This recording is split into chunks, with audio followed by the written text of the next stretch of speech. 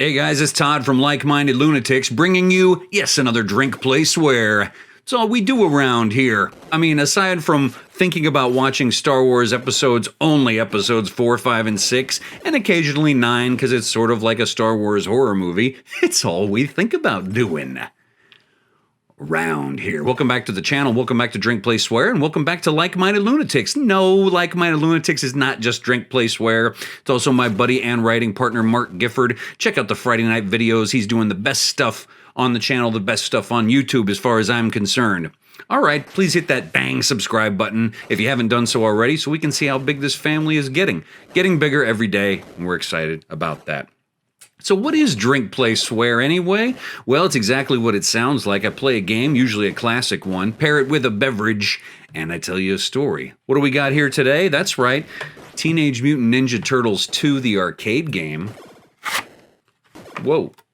On the NES. Very exciting. Now, they had to call it the arcade game. Well, we'll get into that in a minute. Because they released a game, Teenage Mutant Ninja Turtles, before that, different game, and we were all very disappointed. But it's still a good game. We'll talk more about the game in a minute. What am I pairing it with today? Well, it's an ice cold whiskey and Coke. Get yourself something. It's actually a whiskey and diet, but don't tell anybody. All right. Well, let's get into the game, and we'll talk a little bit about the game, and then we'll get into the story for today. Okay? Sounds good to me. I'm going to start with Leo. He's never been my favorite turtle, but he's sort of the leader.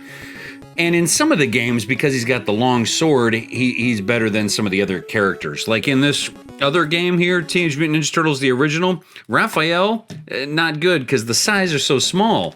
And it actually makes a difference in your fighting. I think on this game, they're all the same, though.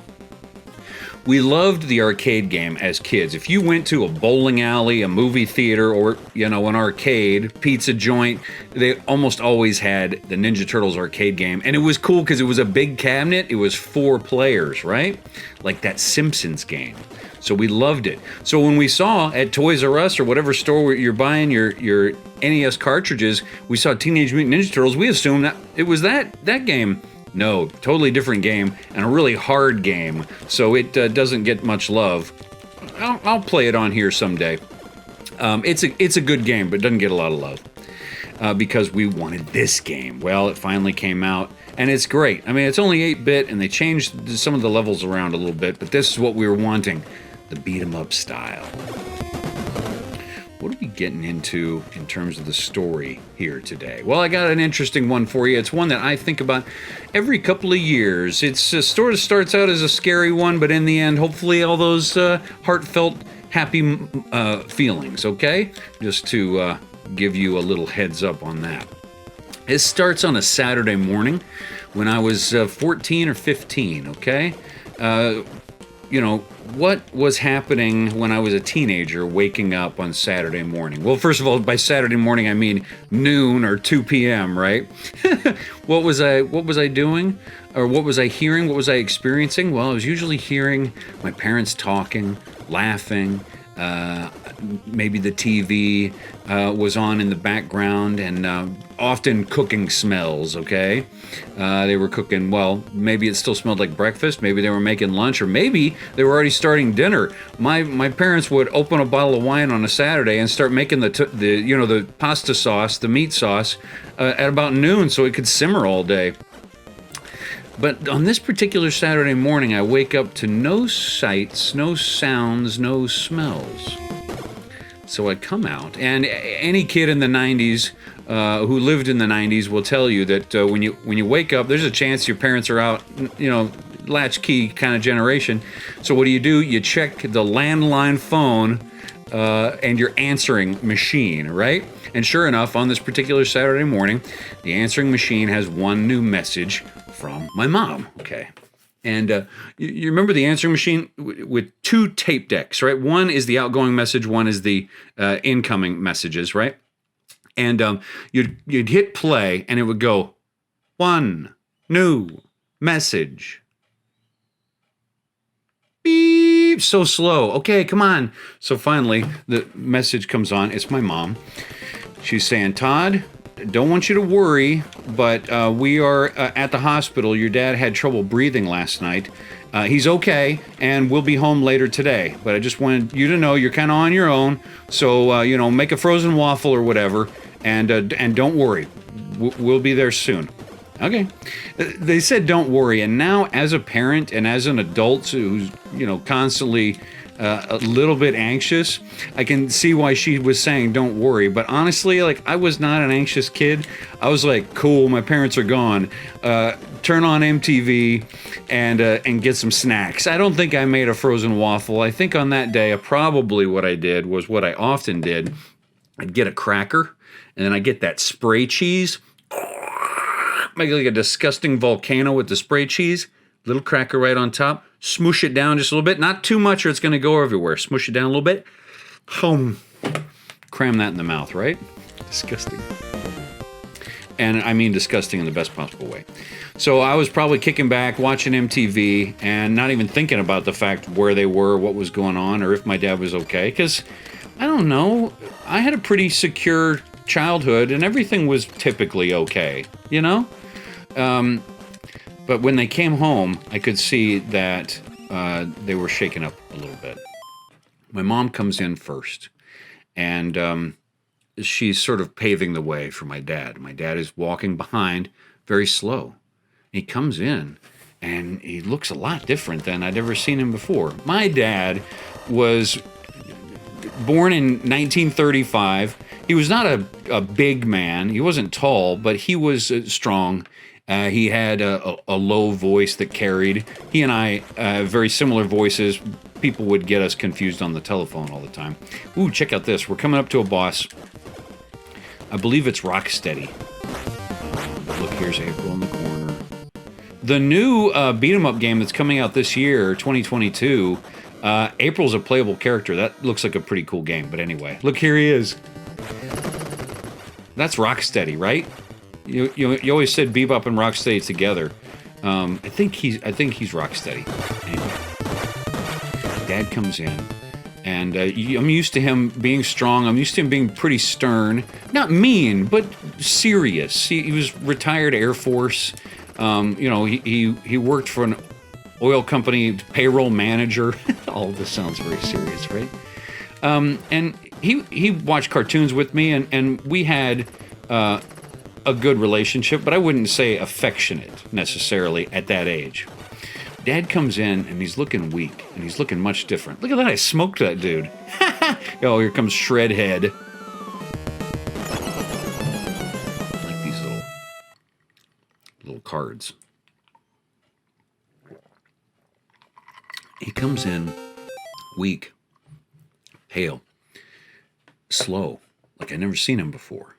And he looks like he's going to walk on past me, but he stops just short of walking past me.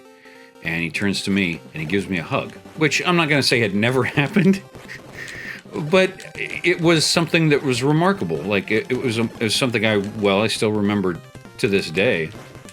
And he gave me a hug and he said, hey, you okay, son? I said, yeah. You okay, Dad? He said, yeah, I'm okay. He explained he had COPD, which is like a breathing trouble, and it came from years of smoking cigarettes, right?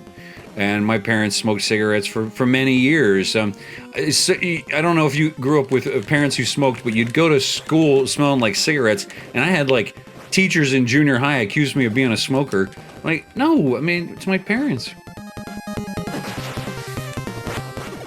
He explains that the doctor told him at the emergency room that he was going to have this panicked trouble breathing every time he smoked a cigarette. So congratulations, Mr. Raymond. They told him, you quit smoking today.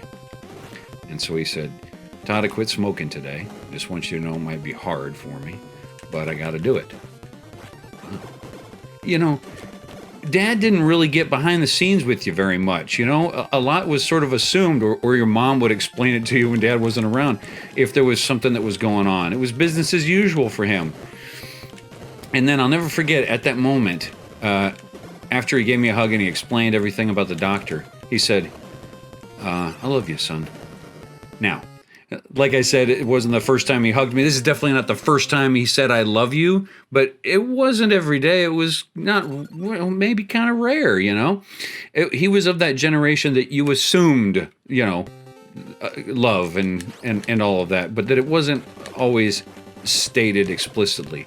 But that day he said it, and I remember that every day after that he said it. Every day I saw him. I mean, I grew up and didn't talk to him every day. But every day I was in that house for the next 4 years through high school. And I had trouble in high school. I was rebellious. I didn't do well in terms of grades for a while. And my parents were often mad at me as a result. But he still said it every day. And with my mother, after that, he had this great way of saying when they were disagreeing or they weren't getting along, at the end of the argument, he'd go, "Well, I love you anyway." And he'd walk out of the room. "I love you anyway" was like his favorite thing to say. In other words, you're a real pain, but I still care about you. And that was the thing about him after that. I don't know if that scare just sort of, you know, made him realize how grateful he was to have us, or if he just got braver in saying it, how he felt. But, you know, for an older guy of an older generation, a military man, we knew he cared, but it was nice to hear. So maybe this is for you too. You know, I'm sure you got people you care about in your life, and you care about very strongly. Maybe you don't always say it. Maybe you don't always say it. And what would it hurt? What would it hurt to maybe say it a little more often? What are they going to do? Quit telling me you love me? I guarantee, even if you smother your kids and like with hugs and kisses and all that stuff, and they're like, "Ooh, gross, get out of here." I guarantee that it's not going to be a bad memory for them. I just guarantee it. We smoked the bad guys in this. Look at this TNT, this dynamite dude. I got to smoke this guy before it's all over. He's giving me more trouble than Rocksteady. All right. That's it for today. I'm glad you're with us. Oh, I got plenty of beverage left to finish here. But thanks for hanging out, playing Ninja Turtles 2, and telling stories. So in between now and the next time I talk to you, I'm Todd.